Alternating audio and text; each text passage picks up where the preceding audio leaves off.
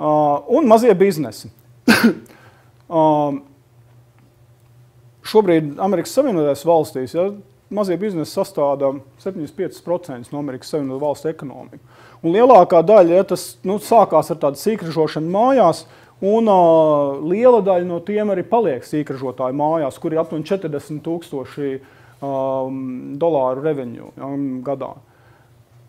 Bet kas ir kruta šajos mazajos uzņēmumos, ka cilvēks viņš var sabalansēt savu darba laiku ar brīvo laiku, kas jau ir arī Latvijā patiesībā mēs pētījām šo te apbalvojumu, bija viens no ļoti svarīgiem aspektiem, kā cilvēki izvēlās darba vietas, piemēram. Ka īstenībā liela alga nemaz nav tik motivējoša, kā iespēja sabalansēt brīvo laiku ar darba laiku.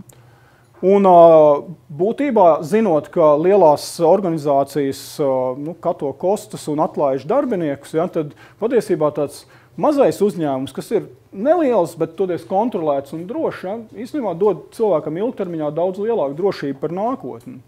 Un tad tas nozīmē, ka skatoties nākotnē uz rītdienu, mums šīs tehnoloģiskās iespējas, domāšanas veids, kas ir šobrīd tāds do-it-yourself domāšanas veids, ka es varu uztaisīt pats, es varu izdarīt varbūt labāk, es varu uztaisīt ļoti personalizēti. Un arī tas, ka startupi, viņi ar vienu nopietnāk challenge lielos uzņēmumus, un viņi var piedāvāt īstenībā to value for money pietiekoši labu. Tātad brandiem īstermiņā tas ved uz to, ka mums pieaug neusticēšanās lielām kompānijām, un ilgtermiņā mēs paskatāmies, tad kāpēc šie mazie uzņēmumi pēkšņi šķiet interesantāki tiem daudziem cilvēkiem apkārt.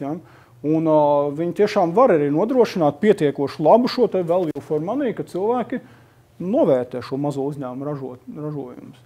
Un, protams, ka tas ir pieaugoša personalizācija. Tad, ka es saņemu tieši priekš sevis veidotu piedāvājumu, tad nevis mans produkts ir visiem, bet bija labs tāds statements, ka produkts ir ik katram. Tad var uztaisīt it kā masu produktu, bet pasniegt to kā man personīgi.